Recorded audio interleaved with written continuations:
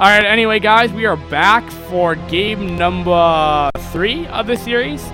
Now, if we see Fungza take this, be very interesting.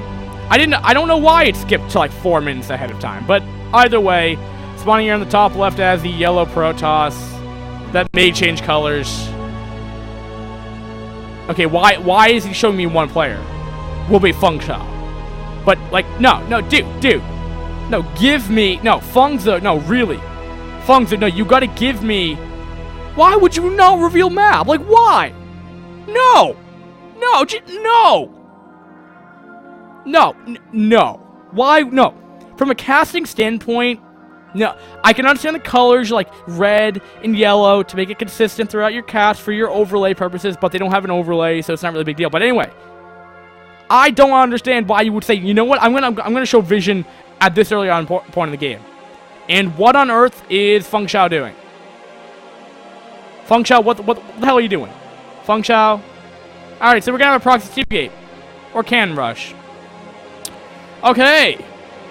So if this doesn't work, we're gonna have a very quick game 3, that will maybe lead Fungza to win the entire series. Or, and I completely changed up these colors, I apologize for that. So we're gonna have a proxy cannon rush, proxy, I mean, I don't think it would be a cannon rush, that gate. You know, if you're gonna proxy 2 gate, why not just like put it in the main base? I mean, that's something I would do. I mean, honestly, I'm just saying, that's something I would do. It would be something I would do, and also, but I mean, it's not, I mean, relatively saying, these Zergs don't really get greedy with 12 hatches. I mean, they go overpool. I mean, it's not necessarily the safest build. It's not a 12 pool. It's not a 9 pool of speed, even though 9 pool of speed's kind of all in, but, I mean, Zergs open fairly safely, so I'm not really sure if this 2 gate's gonna work out too well. And I mean, the other thing, oh wait, okay, so benefit to Feng Shao is that Fungza didn't go cross positions to scout, nor send the Overlord to that direction. So this 2 gate has not been scouted. Yeah, so this 2 gate has not been scouted yet. And something is bothering Fungza. Something's gonna bother Fungza like really quickly. Nope, he's not gonna scout it. Nope, he's not gonna know this is coming. He's gonna be too late. Those 2 gateways are gonna be done. Yep. Alright, so this is actually moderately bad for Fungza, because he actually didn't scout it to look the last possible location. Because he only has to check the naturals, because you can predict your opponent's gonna go Forge FE. Unlike StarCraft 2, where Protoss can open up differently against Zerg, but oh, no, he scouted it. Alright, he scouted it. These Lings aren't going to do anything. Well, actually, yeah, they actually do serve a purpose here. Because now they can just run over and just kill off probes. So, goodbye, cut off. Like, to do a 2 gate, you're going to cut probes. So now you have less probes, which means it's actually going to be harder to drill. We have a 1 creep colony, which is surprising to me. We have a Forge going down, hopefully put down a cannon in the mineral line for Feng Shao before those Lings get there. But why are those Lings? No. Are you seeing this right now? These Lings were idle for a little bit. Those idols were. Watch for the drone. All right, Sunken does go up. Okay. I'm sorry, but not to like disrespect these players, but this has been the worst 2 gate I've seen. We are what, 4 minutes, and there was only 2 zealots in the base of Feng Shao, and he proxied 2 gate. I'm not trying to criticize, but oh, so he sent them back. Okay, so he actually had more. All right, so he had more zealots. Okay, I apologize. Never mind. He was actually producing stuff. Like I didn't know what he was doing. Maybe like proxying a Nexus somewhere. Okay, so another issue though is like now you're gonna have like a buttload of Lings coming in your base in with speed against slow lots. So you can actually outmaneuver slow lots with speed Lings pretty easily. And looking at Fungza's multitask ability or micro ability, whatever kind of like ghostly like godness you can apply to this player, I'm sure he can outmaneuver Zealots. And the other thing is now these are going to be two fodder gateways, 2 fodder gates, two. I don't even know the word. There was a word that Elegant used that I really wanted to use in my casting, but I can't remember it. And he's got to try to set over Zealots to go do that. We have a cannon in the mineral line now, so that should hopefully make it a little link proof. The thing though is like, why even bother trying to save these 2 gateways? You have to send over a whole nother probe with pylon to get that up. These are useless buildings other than vision. Okay, so he's actually gonna go try to pylon. It might be his only option too, to be honest. But there might just be too many lings out of, 2 hatcheries. But both players are, pretty moderately all in. Or this may stabilize to a normal game. This is not looking good. Generally speaking, I would not call this good for either player. I think Fengzi is in the optimal position though. Because if he really wanted to, I think he could just get to a critical mass of lings and then just go target fire the Nexus and just win. One cannon's not going to stop that. But then again, he probably went, okay, that's a lot of lings. Goodbye, Zealots. Well, the other thing to note, though, is, like, what I would do in this scenario is, like, well, dude, it's like, I'm just going to go mass ling now.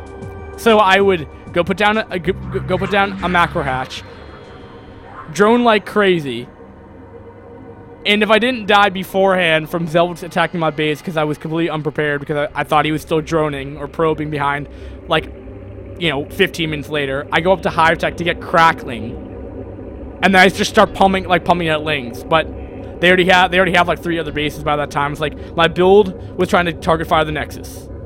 With the second cannon's a little bit different now, though, and with that, I think that's hugging the the Nexus too. I'm not sure if Gateway Nexus is tight, but my logical reasoning for Broodwar while playing it just doesn't make sense. When I'm out of game, yes. Oh, look at that. He's gonna snipe off the simulator. Look at that. Like a douche. And he's lost both. I mean, he's just putting down the second gateway now. I don't think he has Cybercore, and we're 6 minutes-ish in now. Partially, yeah. I think, yeah, we are. So, I don't really know how to break it to you guys, but I think this is gonna be a 3-0. If an Expo going down for Fengzi, that is natural. Nothing's gonna stop him from taking a third base. Okay, no, the Cybercore went up. And I think everything else is canonized. But the other thing is, like, what makes Protoss so difficult for Zerg sometimes, I mean, obviously in the past games, Protoss looked very easy peasy. But, Storm, Zealots, Dragoons, Corsair are pretty gosh darn good units. But you really want to have that second base to really supplement those units. Gas for Corsair, and for Templar. Enough minerals to go supplement, 4 or 5, up to 8 gateways pretty much in production. It helps you be more variable where you want to put your money and gas into units that you need for a certain situation. When you're off of one base, you're really restricted. You can get off of, if you want to go all Corsair, you can get up to 2 Stargates. I know that if you're fully saturated. But, I mean, that takes a while because you have to wait for the, both Stargates to finish and start that production. You don't even need Corsair in this production. I think you can get maybe 2 DTs or 3 DTs. No, about 2 DTs per off of one base, I think. You can get up to 4 goons. I know that off of 4 gateways, but you still have to cut off probes at that point. You're just restricted to what you do, and then I'm sure a player like Fengzi knows the options that are available to Fengshao, at least while he's on the one base. Now, of course, he may not know that there could be a potential Far Earth Expo. I highly doubt it, but it could happen. We're going to have Lurker Tech coming out, which is totally fine, because he's not going to have Robo out, potentially. I mean, it's pretty... I mean, we're getting 9 minutes in this game now, so he may have Robotech coming up. He has Citadel. He was going to go DTs, or planning on it, or still is planning on it. But now he's in range of the probes, like mining gas, so he can't actually go DTs. 200 mineral, 200 gas...